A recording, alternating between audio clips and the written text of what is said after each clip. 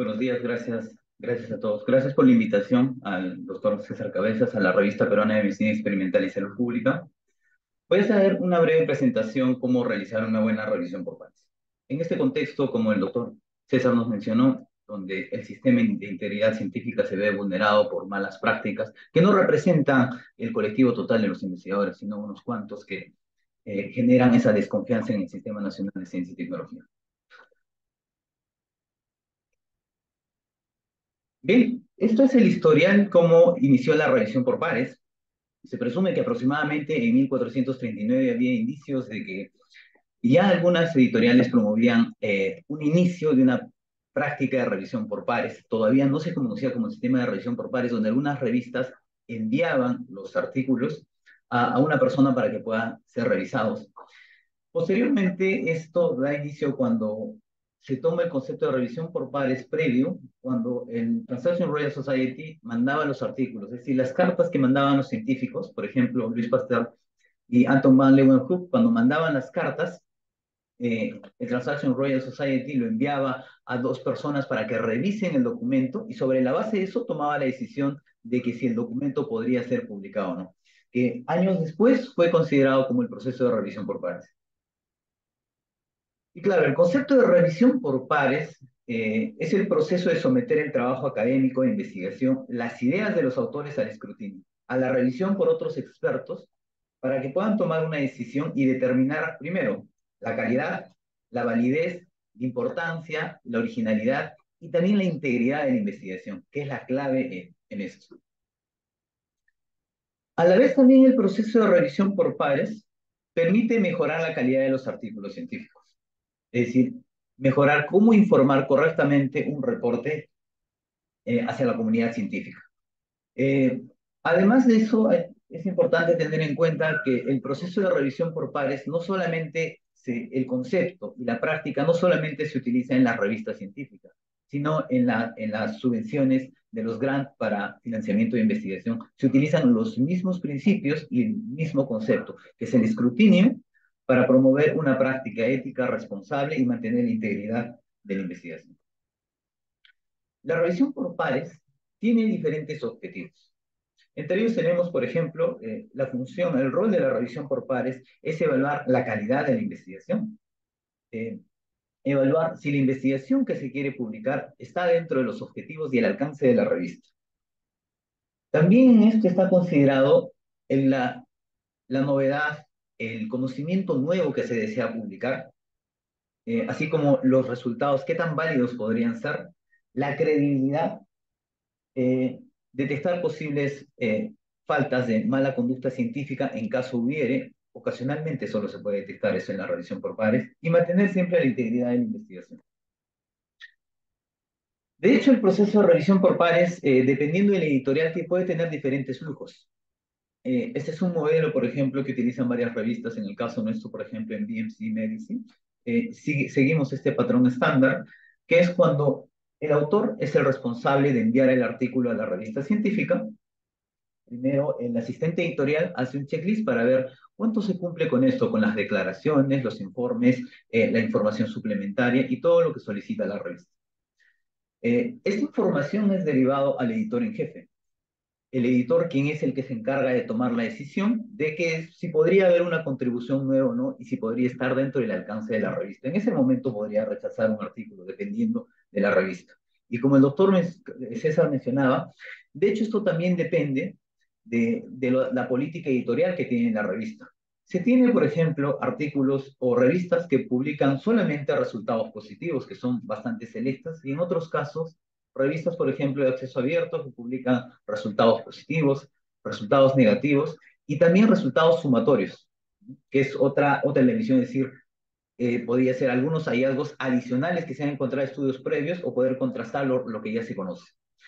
El editor en ese momento, el editor en jefe, podría rechazar el documento y su objetivo es, usualmente en BMC se deriva a un editor asociado y los editores asociados son los que toman la primera decisión editorial, es decir, evaluar si el documento está dentro de los objetivos y el alcance de la revista y a la vez poder tomar esa decisión si hay una contribución novedosa original y sobre la base de eso derivarlo a los posibles revisores, quienes van a hacer los comentarios sobre el documento y determinar si este podría ser viable para ser publicado. Y finalmente, después de pasar un círculo de que si hay comentarios mayores o menores, se puede derivar para que finalmente tomen la decisión editorial de aceptar o rechazar el documento. De hecho, en la revisión por pares hay que superar varias barreras, es decir, superar las perspectivas, los conflictos de interés que podrían presentarse en el proceso y también los sesgos que ocurren. Muchas veces hay diferentes tipos de sesgos, como el sesgo geográfico que pueden presentar los revisores respecto a los autores, la competitividad entre los grupos de investigación también y otras barreras que su objetivo es superar esto. Algunas consideraciones en la revisión por pares, por ejemplo, es si el manuscrito está dentro del alcance de la revista, verificar el índice de similitud, que es la política editorial, que se encarga, por ejemplo, de determinar si habría plagio, o autoplagio o alguna sospecha de esto. Y adherirse a los algoritmos del COPEN, que se encarga de dar las directrices para que se pueda determinar si el manuscrito requiere una revisión antes de enviarlo a revisión por pares. Y otra parte importante de la revisión por pares es si el manuscrito es científicamente sólido. Eh, Sin una columna vertebral, si una metodología no es sólida, ¿cómo podría publicarse un estudio de esa magnitud? A pesar de que pueden presentar resultados negativos, la ciencia debería publicarse, pero claro, con diseños de investigación sólidos y a la vez también con conclusiones científicamente válidas que respondan a una pregunta de investigación también que es científicamente válida. Y por otro lado también, cuando se hacen estudios con seres humanos o animales de experimentación, de hecho los estudios deberían ser realizados por comités de ética, con seres humanos, con animales, y también poder obtener el consentimiento informado y siempre declarando los posibles conflictos de intereses. Esto es un reporte del Pablo, una agencia que desapareció, fue absorbida por la agencia Web of Science, en Global Peer Review, donde hacen una encuesta a más de 5.000 investigadores y revisores por pares para determinar la importancia de la revisión por pares. En este reporte, el 66,8% de los revisores consideran, y de los investigadores consideran que la revisión por pares es extremadamente importante. El 31% considera que es importante. Y los investigadores consideran que la revisión por pares es una herramienta crítica para garantizar la calidad y la integridad de la ciencia. Este reporte salió publicado en 2018 y de hecho que la revisión por pares es la clave para todo el círculo científico. Sin una revisión por pares, por ejemplo, el editor no puede tomar la decisión de publicar un documento científico. Permite a los editores tomar la decisión para reportar la investigación. Para los lectores de la revista, ¿cómo podemos garantizar que un artículo científico tiene una contribución novedosa original? ¿Es científicamente válido si no ha pasado por un proceso de revisión por pares sólido y riguroso? Para la comunidad también, para la comunidad en general, porque la evidencia que vamos a tomar o que un decisor podría tomar basado en ciencia tiene que ser una investigación que ha sido realizada por pares y que ha sido una investigación rigurosa. Entonces, sin una revisión por pares no podemos tener una investigación de calidad. Para los autores, la revisión por pares permite mejorar la calidad de la investigación, el contenido de lo que quiere informar, métodos, resultados, las conclusiones. Y también para los revisores es un punto importante porque no solamente a los revisores les suma los créditos y depositarlos en ORCID o en Pablon, sino mantenerse al día. Permite transmitir ese conocimiento que tienen los revisores para que un documento sea sólido. Entonces, en el círculo científico, la revisión por pares tiene todas esas funciones. Pero la revisión por pares, además de lo que puede contribuir, lo que podemos obtener de los revisores, es también una política editorial que se debe promocionar. Es decir, las revistas y las editoriales tienen que cada vez diseñar nuevos mecanismos, nuevas pautas, talleres, estrategias, cursos, para que los revisores puedan mejorar sus capacidades, puedan actualizarse con la información y también familiarizarse con el mismo proceso editorial. Cada aproximadamente 1 o 2 meses en BMC tenemos unos cursos donde tanto a los editores como a los revisores se les enseña a manejar las herramientas y cómo los artículos, por ejemplo, antes, durante el proceso de revisión por pares, se ponen en review y algunos se depositan en préstamo, en preprint, perdón, que permite también difundir una investigación abierta y que eso rápidamente podemos identificar ahora a los revisores, no como antes teníamos el problema de la revisión por pares siempre. Ahora, existen diferentes modelos de revisión por pares.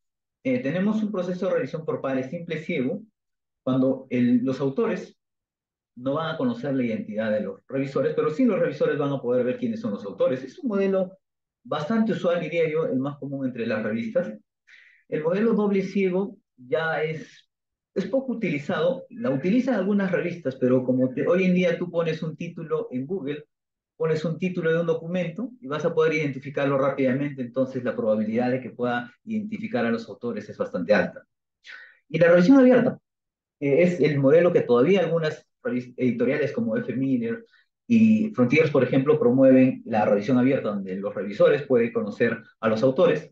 Conocer en el sentido de que van a revelar su identidad, no se trata de que yo te conozco, eres mi amigo, sino eh, que pueden identificar cuál es el revisor. E incluso, por ejemplo, en algunas revistas se publican juntamente con los artículos los nombres de los revisores y el editor. Ahora, el otro modelo es el modelo triple ciego, que ya no se utiliza mucho, pero todavía está vigente, es donde el editor no se conoce, los autores no van a conocer la identidad del editor ni de los revisores.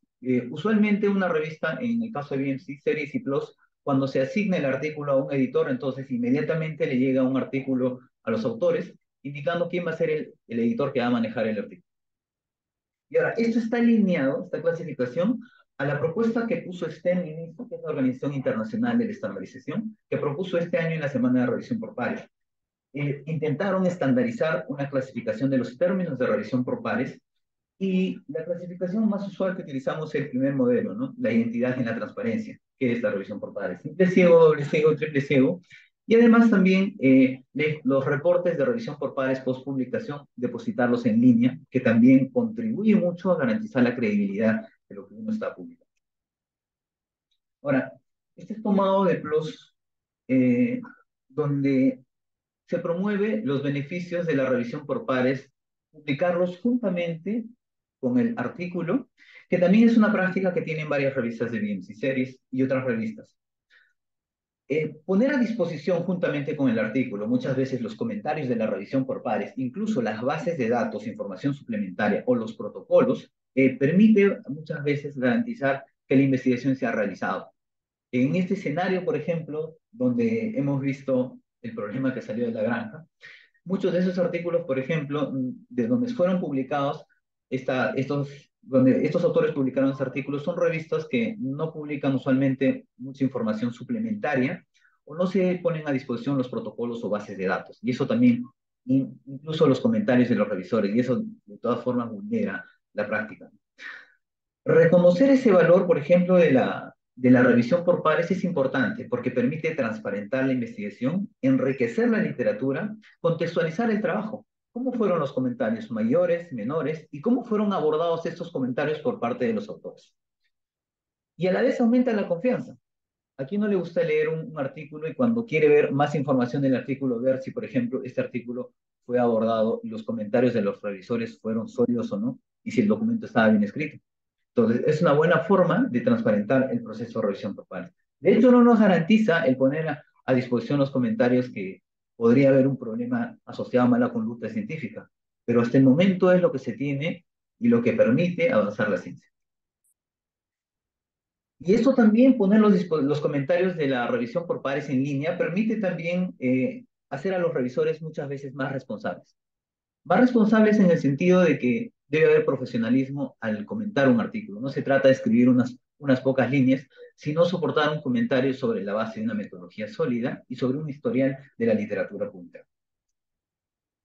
Ahora, al igual que en otras etapas de la investigación, también en la revisión por pares hay aspectos éticos que debemos garantizar, donde los revisores deben declarar conflictos de intereses personal, institucional, financieros o de cualquier otra naturaleza, que antes de hacer la revisión. De hecho, si uno, por ejemplo, se ha visto, ¿qué pasaría si un investigador está trabajando un estudio con una proteína, un derivado, un antígeno de un feto, probablemente alguien que está sujeto más a la religión no va a hacer una revisión objetiva. Entonces, de todas formas, cualquier sospecha de, de un conflicto de interés también debe ser declarado y esto va a permitir que el editor pueda tomar la decisión de asignar el artículo a ese revisor o no. Ahora, hay varios tipos de sesgos que se presentan en la revisión por pares y es importante conocerlos. Por ejemplo, el sesgo de género, que todavía se considera en algunos países bastante conservadores del otro lado del mundo. Un sesgo geográfico, donde muchas veces, hace tiempo veía, usualmente cada año, las revistas publican el historial o unos datos estadísticos de sus revisores.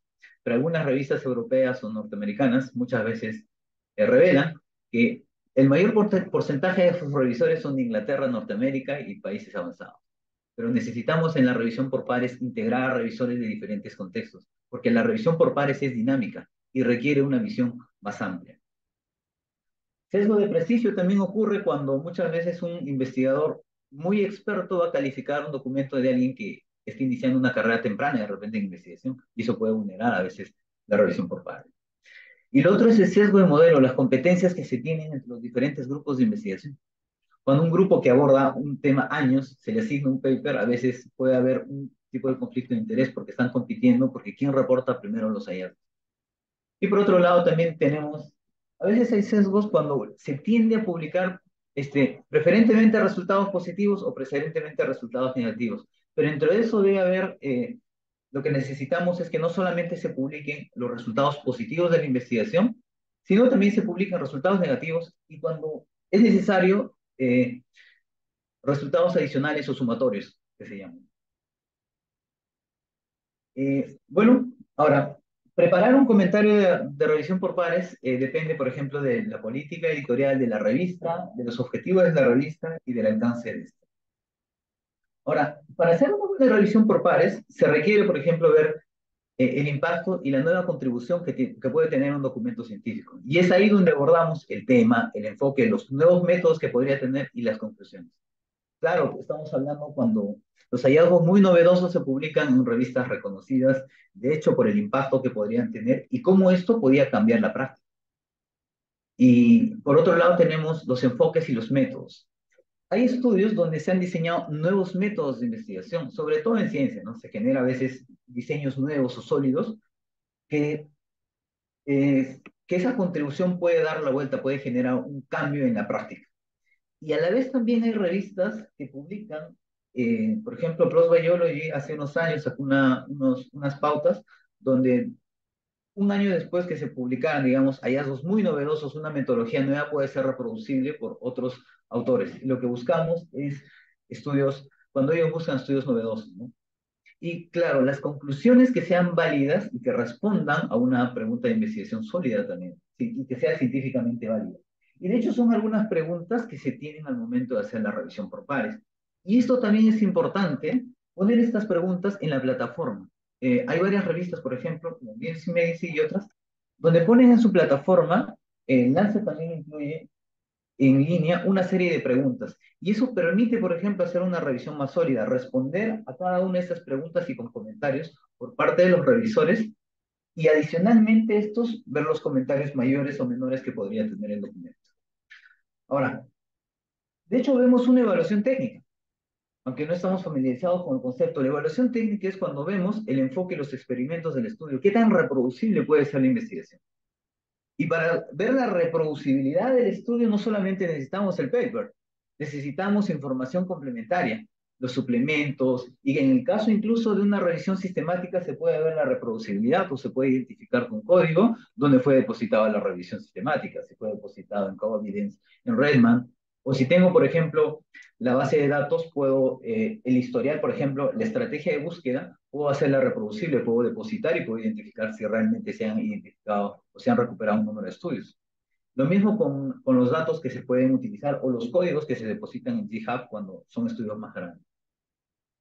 El diseño, por ejemplo, y la ejecución del estudio, de hecho, es una clave también, al igual que los análisis de datos. Los análisis de datos también deben reportarse con cautela y en caso se recomienda experimentos adicionales por parte de los revisores, eso debe ser documentado y el editor debe evaluar si realmente un manuscrito va a poder subsanar ese tipo de comentarios y tomar la decisión final en la revisión por pares. Ahora, esto es una clave también informar las bases de datos, cómo informamos los datos, las imágenes y los resultados de las ecuaciones y los modelos que planteamos. De hecho, el panorama se hace más complejo cuando son estudios mixtos, multidisciplinarios, cuando se abordan diferentes tipos de modelos matemáticos, o se utiliza inteligencia artificial para estudios sobre clúster. El escenario se torna más complejo porque hay que trabajar con mucha información y depositar códigos, ¿no? Pero eso también es importante y parte de la revisión por pares. Ahora, esto es un resumen general cómo Frontiers aborda los criterios de revisión por pares. Para ellos le llaman valid, que significa una pregunta de investigación y una hipótesis que sea científicamente válida, que se utilice una metodología transparente y que sea reproducible, que no haya esas limitaciones de que el lenguaje esté correctamente escrito, que se adhiera a las guías de la revista y de hecho evitar que haya ese sesgo en la referenciación. Es una forma de abordar la revisión por pares. Ahora, además de las preguntas que uno puede responder para comentar un artículo, también es importante los aspectos formales, es decir, si el documento está bien escrito, si el documento se adhiere a la estructura de la revista, si además la gramática es correcto y todo el documento en general, y eso incluye las figuras, las bases de datos, tablas, información suplementaria también. ¿Y qué hacemos cuando ocurre un comportamiento de mala conducta científica? De hecho, por ejemplo, ocasionalmente no es función, imagínense que un revisor por pares tendría que revisar de un artículo la fuente de financiamiento, identificar la constancia, datos adicionales del proyecto, es algo que usualmente no se puede hacer. Entonces, se podría detectar una mala conducta científica cuando el revisor ha identificado datos manipulados, figuras, hay de repente fabricación o falsificación de datos cuando intenta hacer la reproducibilidad del documento. Podría haber autoplagio, plagio, o de repente se puede identificar que un artículo a veces ha sido enviado a más de una revista. Que hoy en día fácilmente podemos, entrando a Google, podemos copiar un título y podemos saber si podría haber, si en algún lado aparecería el documento. Y estos problemas éticos se manejan siempre comunicando inmediatamente al editor, porque es el editor de la revista o el editor asociado y el editor en chief y el equipo editorial quien va a manejar este tipo de problemas que pueda haber. Y de hecho se va a mantener la confidencialidad, porque no es trabajo del revisor detectar si el artículo hubo plagio o no, no es trabajo de manejarlo ese tipo de conflictos, sino debe informarlo al equipo editorial. Y de hecho siempre manteniendo la confidencialidad de esto, porque lo que no se debe hacer es evitar reportar esto en redes sociales, comunicarse con los autores o no discutir con sus propios colegas, digamos, en un entorno donde se reúnen miembros de una sociedad a discutir este tipo de problemas de mala conducta científica en la publicación. De hecho, es importante informarlo y quien debe tomar la decisión es el equipo editorial. Y establecer y organizar un comentario de la revisión por pares se trata de organizar primero sus comentarios de forma correcta, soportados sobre la base de la literatura publicada, los estudios científicos que respaldan eso, y si los diseños de investigación son válidos. Siempre ser profesional al momento de informar los resultados, proporcionar comentarios mayores, menores, y antes, de hecho, si no, de repente uno no está familiarizado con el inglés, también hacer una revisión cuidadosa sobre cómo escribir este reporte de revisión por pares. ¿Y qué esperamos de la revisión por pares? Siempre que existe una pregunta de investigación clara e importante, que el estudio responda adecuadamente a una pregunta, que sea apropiado el diseño del estudio, que se utilizó un método adecuado, que se hayan descrito adecuadamente las limitaciones del estudio. Un artículo sin limitaciones, estamos hablando creo que no existen en el mundo. Todos los estudios tienen limitaciones, ya sean mayores o menores. Que presenten adecuadamente los resultados, datos, que el artículo se ajuste al alcance de la revista, que sean respaldados todos esos datos y la información, incluido la información suplementaria, y considerar siempre, en caso de que no sea su expertise a un experto en estadística para que puedan ayudar. Y además es importante considerar que para no vulnerar el proceso de revisión por pares, los revisores tienen que tener cierta experiencia en investigación. No se trata de dar abiertamente un artículo para que lo revise alguien. En el caso de Frontiers Plus, por ejemplo, los revisores primero deben ser personas que tienen experiencia, que hayan publicado, tengan un historial grande de publicaciones, tengan experiencia en la misma línea de investigación, que tengan estudios similares. De hecho, los grados académicos también son importantes porque cuando sea necesario, y no tener conflictos de intereses. No podemos vulnerar un proceso de revisión por pares cuando no se tienen revisores que no tengan la experiencia suficiente para criticar el documento. Y finalmente, estas son las decisiones. Después de tomar todos los comentarios que les mencioné anteriormente, el editor toma la decisión de devolver el documento con comentarios mayores o menores, y en caso estos sean subsanados, finalmente se toma la decisión de aceptar o rechazar el artículo. Y también es importante mencionar, esto es un artículo que se publicó este año en Social Human Science and Nature, donde se introdujeron, si bien es cierto no es un artículo en ciencias biomédicas, se introdujeron de ingeniería más de 3.000 artículos científicos y los comentarios de la revisión por pares de estos. Y se empezó a diseñar una estrategia de enseñanza a la inteligencia artificial para poder ver si podrían reproducir una revisión por pares. Y luego de un análisis y entrenamiento de la inteligencia artificial se encontró que la revisión por pares solo permitía, ayudaba más bien a ver, es bueno para ver los aspectos de formato, te podría ayudar a detectar si hay plagio, si podría estar en el alcance de la revista, y ver de repente el inglés. Te ayuda bastante, no es muy bueno, pero sí te puede ayudar a editar el documento, y de hecho es que utilizan muchos investigadores hoy en día, ¿no? Tenemos que ver las oportunidades de la inteligencia artificial. Pero en la revisión por pares no puede, la inteligencia artificial no puede ver el rigor científico, no puede ver el impacto, la novedad y la originalidad de un documento, porque eso son conceptos que están preparados para seres humanos, no para una inteligencia artificial. Y finalmente, quisiera ver las oportunidades que se puede dar en una revisión por pares o en un artículo sobre el uso de la inteligencia artificial, que puede servir para el cribado, es decir, para ver si está en el alcance de la revista, como un control de calidad para evitar el plagio, mejorar la redacción, porque de hecho la inteligencia artificial es bastante buena en eso, ¿no? Y verificar también las referencias y citas. Y lo que no se debe hacer es utilizar el sistema o la inteligencia artificial, digamos, al momento que uno va a escribir la revisión por pares para evaluar la originalidad de un documento. No es posible. Comprender el contexto actual, de repente una revisión de la literatura general te puede recuperar algunos estudios, evaluar el rigor metodológico y también ver si la investigación es interdisciplinaria, porque muchas veces ese tipo de investigación requiere conceptos más sólidos y más complejos. Estamos en un escenario donde se puede aprovechar la inteligencia artificial, pero de forma responsable y ética, y sobre todo manteniendo la integridad. Veámoslo, la revisión por pares no se trata de evaluarla solamente en la investigación. La revisión por pares se trata de mantener la integridad, la investigación, ver la calidad, el rigor científico, la reproducibilidad, y también permite avanzar la ciencia. Gracias.